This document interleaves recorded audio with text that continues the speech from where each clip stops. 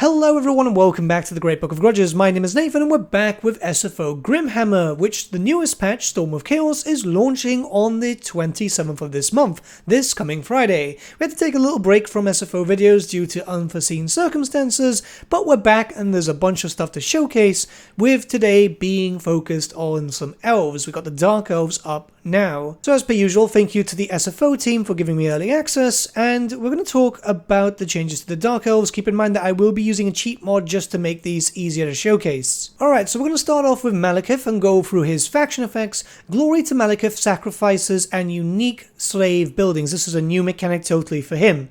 Alliance points gained plus 50% with alliances with Dark Elf factions, diplomatic relations plus 25 with Dark Elves, loyalty plus 2 for new recruits, upkeep minus 10 for Blackguard of Nagorund, Dread Spears, Bleak Swords, and Darkshard units, and finally unique units. These are the Manticore Lords, the Shadowfire Guard, and High Elf units after taking the Shrine of Asuryan. We'll talk more about that a little bit later, but if we go into the Lord effects, we have the following: Control plus 10 for own local province, construction costs minus 10% for all buildings in local province, and finally enemy leadership minus 10 for local enemy armies in local province, which makes sense because he's burnt to a crisp and he looks pretty ugly. Glory to Malachi is actually quite an interesting mechanic, as it's a new resource which you gain from battles and major settlements, and you use it on the glory itself, which is a new take on the Dwarf forging, Tomb King forging, but it is a little bit different as it focuses more on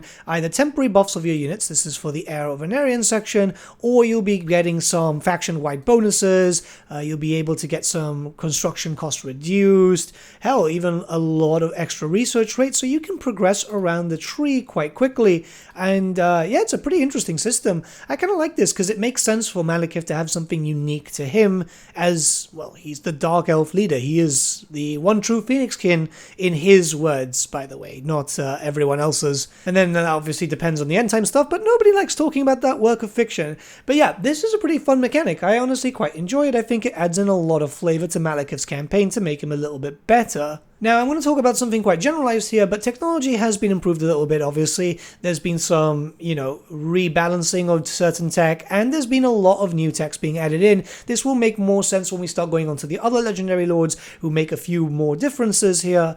But in general, you've got like the baseline large tech tree for Malachi, which is perfectly fine, as you do have another type of mechanic which is already changing things up. If with Malachi you decide to go into Orth 1, which you should, and decide to take over the Shrine of Asuryan, you'll also get access to a bunch of different High Elven warriors, which will join your ranks. This is, once again, a bit of a throwback to the end time stuff, where a lot of High Elves did actually bend the knee and decided to follow him. Granted, again, end times doesn't make sense, but it's a fun little mechanic here, as this gives you access to just some warriors, just to fill out your rank a little bit more and get a bit more of a unique roster, which is perfectly fine. And yeah, the tech does actually also improve them a little bit too, so you're not just getting weak units. You've also got access to some new unique buildings which are going to focus around slaves a little bit, even gaining slaves, which is probably going to be very useful to you considering the new system is very strange, but it's going to also give you some more Witch King's Authority, which is obviously going to help you to be able to get those bonuses out. The idea is just more bonuses faction-wide too, and some stuff in your local province, but it's going to help your armies get more slaves faster, and that's a core mechanic right now when it comes to the Dark Elves. Even though a lot of people don't like how the slave system currently works, at least this alleviates the system a little bit and makes it a little bit more bearable. We're moving on to Mother Morofi now, and I figure that this format might be easier if we just focus on one lord, go to the next one, and so on, but her faction effects are as follows. Spread Slaanesh corruption, which enthralls the slave population into working harder. Extend the technology tree and skill tree for Supreme Sorceress. Hero action cost minus 50%. Construction costs minus 25% for sorcery buildings. Slaanesh corruption plus 1 for all characters faction-wide, and unique units, pleasure cultists, and demonettes of Slaanesh. When we move on to the lord effects, we have the following effects. Ice blades, which are bleak swords, are devoted to Morofi and gain plus 10 leadership, plus 10 attack, and plus 10 defense when in her army. On turn start, lords in this character's region have a chance to gain plus 2 loyalty, own characters in region.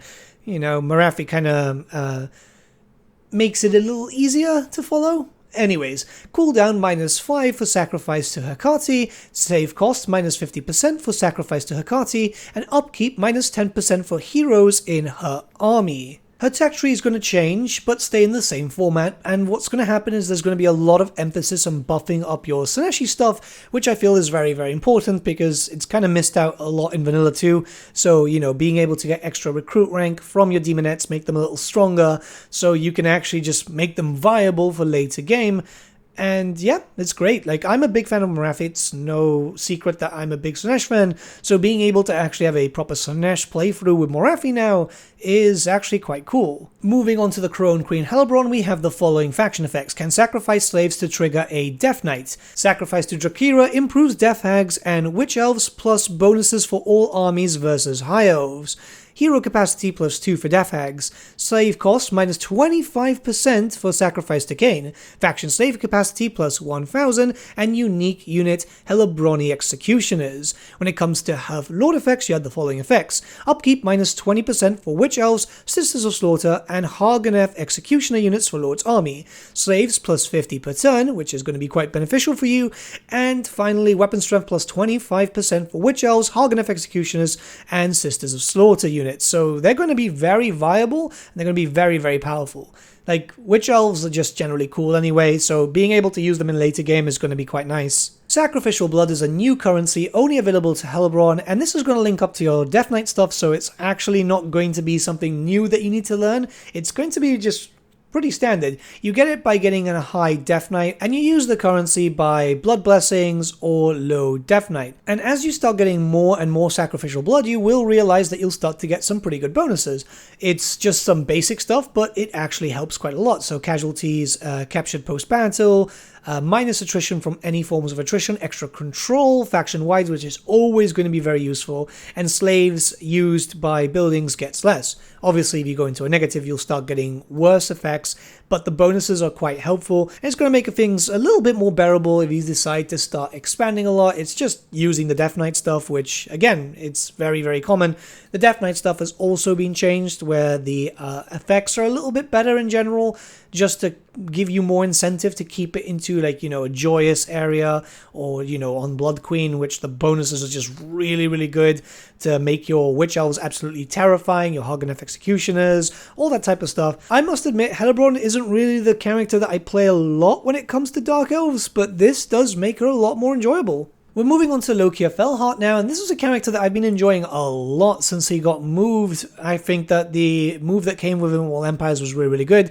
But anyways, let's move on to the faction effects. Sacrifice to Anathema improves Corsairs and Carabis units.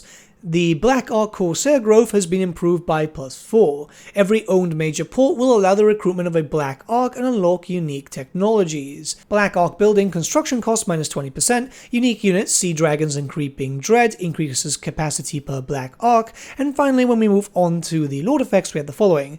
Upkeep -20% for Black Ark Corsair units in Lord's Army, missile resistance +10% for Lord's Army, attribute causes fear for Corsair units in Lord's Army, immune to high seas, reef and storm attrition Lord's Army, and finally Black Ark. Yes, he's got access to a Black Ark, and we'll talk about that in just a second. Because first we have to talk about the tech tree. Not only does he have all the new stuff, but he's also got access to his own unique line here, and this is going to focus around Black Ark. So you actually need to boost up a Black Ark to be able to get access to these, which, I mean, kind of makes sense, but you're going to get powerful faction-wide bonuses, like, for example, extra control, extra casualties captured, reload time reduction when laying siege. It's going to really help to give you more of that pirate feel, and I'm a big fan of this because Loki is actually quite a cool character. It's a shame that he doesn't have anything too unique right now. But yeah, Loki has access to his own Black Ark, which, yes, is technically in vanilla already with the Blessed Dread, which is like a pseudo-legendary hero, but it made sense for him to have access to it, and it makes him a pseudo-legendary lord, just like the rest of the Vampire Coast, as he was introduced around the same time. And really, it makes this campaign a lot more fun, because it means that you can just strike out and be much more aggressive and have like a moving settlement. I know it's a little bit strong, but at the end of the day, for characters that it just kind of suits it, especially since you're going to be in a very hostile location, yeah, I think it's actually perfectly fine. But that's not all, because we do have something themed around him, which is a new generic hero known as the Black Arc Reaver. And you're going to have to build up Black Arcs to be able to have access to recruitment of these. So it's going to take a little bit of time, however they're quite strong, you can see here. It's actually pretty interesting because this is a really interesting system. The skill point is the weapons, and this is something that I've always wanted in vanilla. So you can either have it with additional hand weapons, you can have him with a great weapon, or you can have him with a sword and a handbow. And I love this. I really, really love this because it's something we desperately need in vanilla. Like, maybe not with a skill point, but, you know, just kind of like you can pick your mounts. Well, why not pick your weapons too? Weapon options would be absolutely fantastic because it's a lot more throwback to the tabletop, right? Where you could design your characters. The Black Arc Reaver is extremely versatile because you can just basically tailor it to however you want. And I've been running armies with multiple Black Arc Reavers just with different skills, and it's pretty interesting how they kind of drastically change. We're moving on to Malice Darkblade now, and he doesn't really get too many changes, but let's be fair, like, he's in a very, very good place. He's like one of the strongest lords in vanilla too. So the faction effects are as follows. Malice is possessed by the demon Zarkan, who is controlled with the use of elixirs. Zarkan's Whispers, the demon, influences Malice to commit acts of slaughter and cruelty. Income from mines, gold mines, and marble quarries plus 25% faction-wide. And if we go on to the Lord effects, we have recruitment cost minus 40% for Cold One Dread Knights, Cold One Knights, and Cold One Chariots. Upkeep minus 20% for Cold One Knights, Cold One Dread Knights, and Cold One Chariots, and immune to Chaos Undivided and Chaos Waste Attrition. Very useful considering, well, you know, you're up there, it's not the best place to be. As like most other Dark Elf Legendary Lords, you'll also have your own unique technology branch, and this is going to focus very heavily on anything relating to Cold Ones mostly, and it's going to make them very, very strong. The idea is just to have them and making them more viable because it was actually a pretty common thing back in the day with the tabletop to have Malice Darkblade mounted on Spite and then running a bunch of other Cold Ones. I personally don't really run them when I play my tabletop armies, despite the fact that I have like 40 Cold Ones. They're just not my style, but I can see how they work in this game a lot better though, especially after a bunch of tech. But finally we have Ravkov, and these are the following faction effects. Monster pens capture a variety of hideous beasts with unique upgrades in technologies. Forces do not receive vigor penalties from raiding stunts, which they are very beneficial. Upkeep minus 10% for all monstrous units. Monstrous skills, tech tree effects, black dragons, feral mammoths, feral stegodons, feral carnosaur, harpies, feral cold ones, giant wolves, and explosive squigs. So you do get some benefits there. And finally, missile resistance 10% when laying siege. When it comes to your lord effects, it's the following. Recruitment duration minus 1 turn for all monstrous units to the minimum of 1 turn. Melee defense plus 10 for monster units in Lord's army. Ability whiplash, ability beast lord's gaze, and speed minus 25% for war beasts and monsters for enemy armies in region. And obviously, like most of the other Legendary Lords, you do have access to some unique techs to follow, and these are going to focus on boosting up your monsters. It's going to give you some benefits overall, as one thing which is kind of annoying with Ravkov's campaign is that after a certain point, you don't really bring in the monsters unless you just kind of want them anyway, and this is with pretty much all your lords, right? So it's not just Ravkov. I like this. It makes stuff that is a feature in a campaign a lot more viable. Like, sure, let's be honest, the majority of the monsters that Ravkov can recruit aren't really that good, but having the option to be able to use them is always the better thing. It's better to have and not need, isn't it? When we start going onto the units and heroes added into the mod, this is what I said about the Black Arc Reaver, right? So you've got the same hero, but with different weapons, so they have different stats, obviously. The base stats will always be the same, but it's pretty interesting when you see how a simple weapon choice can radically change how you use said hero. Do you want it upfront and personal? Do you want it being more of a flanker? Do you want it having some range and a little bit of skirmish onto it? I really like this system. It's something that I desperately hope that we'll see in the future. Anyways, now we've got the Manticore Lords, and these are exclusive to Malachi, so big units, not a lot of entities, but just big in general size. It's just basically Dreadlords on Manticores, but as a unit. And yeah, I mean, they can fly, they've got big stats, they're kind of glass cannony, and they will die if they're aimed by archers and stuff. Keep in mind that the AI will generally focus on you, but I mean, it's kind of cool. It kind of reminds me of how you used to use Pegasus Knights when playing as Bretonnia on the tabletop, which could be very, very powerful if used correctly. And yeah, honestly, again, big thing. I like this system. The Creeping Dread are Corsairs, which are exclusive to Loki, and they're quite strong. You can see from their stats there. They're very multi-use. But then again, Black Hawk Corsairs have always been pretty strong. It's always been a unit that I kind of like in the front line. So this is just a little bit of a stronger version of that. And yeah, there's not really too much to talk about when it comes to these things, considering that I think they're fairly popular with people in general. Sea Dragons are a new single entity monstrous unit for you, which, by the way, Loki gets this as a mount. His dragon's actually replaced by a sea dragon, and it's quite fast. It's really, really strong. You've also got a little bit of a spit. Think of this as a dragon that just can't fly because, well, that's literally what it is. It's just the fact that dragons in Warhammer lore that get knocked out of the sky eventually evolved in the ocean, and that's it, literally. But it keeps with the theme of Loki because, well, you know, naval faction, but no naval combat, which is always going to be very weird to me. However, it's just something that just kind of adds a little bit more flavor, and I would love to potentially see like faction exclusive units in this form for other factions. We have had this in the past, but you know what I mean.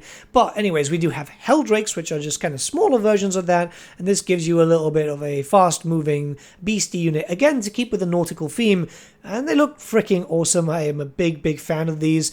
You know, armor-piercing damage, they're resilient in general, they're aquatic, but then again, aquatic doesn't really get used too much. All in all, just, it's nice to have options for big dragons, and it's how I've been kind of fielding my armies. It just depends on the player, to be honest.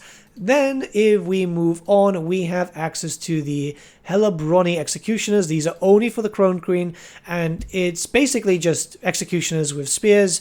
So it gives you anti-large, it gives you a bit more of a reason to keep the theme going. This is really, really cool because of theming. Theming is so important when it comes to not only tabletop, but Total War also. So I really like these. I think the weapons look great. They perform very well in battle. You can see their stats there.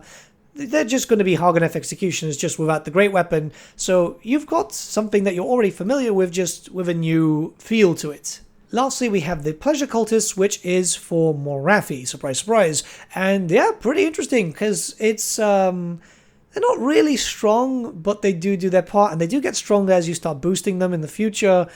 I like them. I like the design. The design itself, for me, is just on point. This looks like a Sineshi elf to me, and I feel like that's just, again, important because of theming. But, yeah, I mean, they're great, but I wouldn't put them as a essential unit. You'll use them as tar pits, though. That's definitely something that you're going to use them for. And yes, I am completely aware that I am skipping out one unit, but I'll be damned if I ever show a mixed unit on my channel, because it's a mixture of High Elves and Dark Elves, and it just looks wrong to me. It's end times shenanigans, and there's only so much end times I can take in one video, I'm sorry. Anyways, the Dark Elves are definitely in a good place with this, because what they needed is a little bit more identity and just fixing up the factions with a little bit of tech, essentially. You know, just a little bit of tech to boost up the monsters, just a little bit of tech to make Loki a little bit unique, or Malice to have a little bit of a push to keep with his theming. I like it. I even like Malekith's push to become Phoenix King because it's very, very lore friendly. But yeah, let's be honest, the Dark Elves have always been in an okay place. The main issue with the Dark Elves in vanilla is, well, the tech issues like I've said before, and the mechanic, which I don't know why they did it. I mean, it's not bad, but it's not great either. We'll have to wait and see in the future, but until then, let me know what you guys think about these changes. I know Venrus has put a lot of love into this new patch. Storm of Chaos releases this coming Friday, so it's not too long now. And with all that being said, I am going to have a little bit of a break because it's been a very long and tough week for me. And yeah, I need a little bit of rest. See you all very soon. Have a good day.